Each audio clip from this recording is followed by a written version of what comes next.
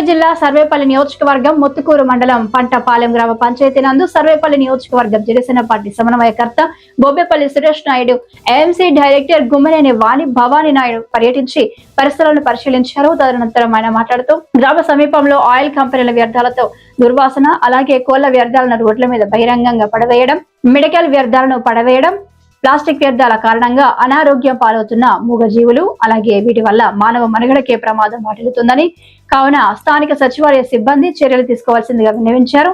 మన గ్రామం మన ఊరు మనం కాపాడుకుందాం, ఇది అందరి బాధ్యత అంటూ నినాదించారు. ఈ కార్యక్రమంలో రహీం, మహేష్, శ్రీహరి, సుబ్రహ్మణ్యం, మల్లి, మనోజ్, జానీ తదితరులు పాల్గొన్నారు. నా పేరు బొబ్బేపల్లి సురేష్ నాయుడు, సర్వేపల్లి నియోజకవర్గ జనసేన పార్టీ సమన్వయకర్త. పల్లెటూరులో పట్టుకొమ్మలు, పచ్చటి పొలాలు, ఇళ్లల్లో చెట్లు పెంచుకుంటా ఎంతో ఆరోగ్యంగా ఉంటారు పల్లెల్లో. అయితే ఇటీవల మనం చూస్తే ఏదైతే ముత్తుకూరు మండలం ఈ పంటపాలెం గ్రామంలో ఒకవైపు చూస్తే ఆయిల్ కంపెనీల దుర్వాసనతో అల్లాడిపోయేటువంటి పరిస్థితి, పొల్యూషన్ పెరిగిపోయి ప్రజలందరూ కూడా అనారోగ్యాల పాలయ్యేటువంటి పరిస్థితి. సరే, ఇవన్నీ చూసుకుంటే ఒకవైపు చూస్తే ప్లాస్టిక్ వ్యర్థాలను, ఇళ్లల్లో ఉండే చెత్త చెదారాన్ని ఇవన్నీ కూడా తీసుకొచ్చి ఊరి చివరి భాగంలో వేయడం, అదంతా డంపింగ్ యార్డ్లాగా మారడం, దోమలు, రకరకాల వ్యాధులు వచ్చేటువంటి పరిస్థితి. ఈ కోణంలో ఏదైతే సర్వేపల్లి నియోజకవర్గంలో ఎక్కడెక్కడ ప్లాస్టిక్ వ్యర్థాలు వేస్తున్నారో వాటన్నిటి మీద కూడా అవగాహన కల్పించే విధంగా స్థానిక పంచాయతీ ఏదైతే సచివాలయ సిబ్బందికి తెలియజేస్తూ వస్తున్నాం, అందులో భాగంగా ఈరోజు పంటపాలెం వచ్చి చూసాం.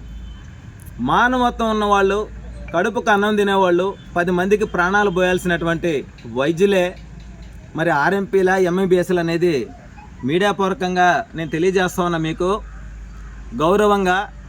ఇక్కడ పంటపాలెం ఊరు ఎంట్రన్స్లో మీ యొక్క ఇంజక్షన్లు వాడేసినటివి, ఎక్స్పైర్ అయిపోయిన మందులు ఇవన్నీ కూడా బహిరంగ ప్రదేశాల్లో వేయొచ్చా?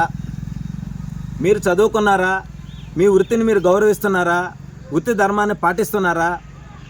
వైద్య ఆరోగ్య శాఖకు సంబంధించిన అధికారులందరూ కూడా ఎవరైతే పల్లెటూర్లలో ఆర్ఎంపీలుగా, ఎంబీబీఎస్ డాక్టర్లుగా చలామణి చేస్తున్నారో వాళ్ళందరికీ కూడా ఒక్కసారి జ్ఞానోదయం అయ్యే విధంగా తెలియజేయండి. ఎందుకనంటే వాళ్ళకి చదువుకున్నారో లేదో నాకైతే తెలియదు, కానీ మానవత్వంతో సమాజాన్ని రక్షించాలా, పర్యావరణాన్ని కాపాడాలా, అది మనందరి బాధ్యత. ఇక్కడ చూసి ఈ సిరంజిలు అవన్నీ చూస్తే నోరు లేని మూగజీవాలు వచ్చి ఆ ప్లాస్టిక్లో తింటా, ఆ సూదులే గుచ్చుకుంటే, వృద్ధులు ఇటు పోయేవాళ్ళు ఎవరన్నా గుచ్చుకుంటే వాళ్ళకి అనారోగ్యాలు పాలైతే వాళ్ళ పరిస్థితి. ఆ సిరంజిలు ఎందుకు వాడారు, ఏమేమి రోగాలకు వాడారు ఎవరికి తెలుసు? ఎందుకు ఇంత అజ్ఞానంగా ప్రవర్తిస్తున్నారో మాకు అర్థం కావట్లా. ఈ సర్వేపల్లి నియోజకవర్గంలో ఒకవైపు చూస్తే కోడి వ్యర్థాలు తీసుకొచ్చి పోస్తారు, ఇంకొక వైపు చూస్తే జుట్టు తీసుకొచ్చి పోస్తారు, ఇంకొక వైపు చూస్తే మెడికల్ వ్యర్థాలు తీసుకొచ్చి పోస్తారు, ప్లాస్టిక్ కవర్లలో హోటల్లో వాళ్ళందరూ కూడా కట్టేసి తీసుకొచ్చి పోస్తారు. కోళ్ళని అమ్ముకొని వ్యాపారం చేసుకుంటున్నారు, బాగానే ఉంది. ఆ చెత్తను కూడా తీసుకొచ్చి మూటలు కట్టి ఎడేస్తే చుట్టుపక్కల ఉండేవాళ్ళు బతకాలా, నివసించాలా? మీ స్వార్థాలైనా ప్రజల గురించి కూడా పట్టించుకుంటారా? ప్రతి ఒక్కరికి కూడా నేను ఒకటే తెలియజేస్తా ఉన్నా, కూటమి ప్రభుత్వంలో భాగంగా జనసేన పార్టీ ఎవరిని కూడా వదిలిపెట్టే ప్రసక్తి ఉండదు. పర్యావరణాన్ని కాపాడాల్సిన బాధ్యత మన అందరి మీద ఉంది.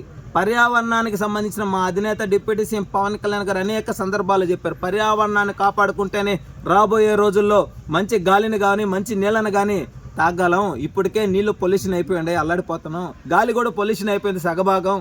మరి ఇప్పుడు కూడా కళ్ళు తెరవకపోతే రాబోయే రోజుల్లో గాలి పీల్చుకోవాలంటే కొనుక్కొని పీల్చుకునేటువంటి పరిస్థితి.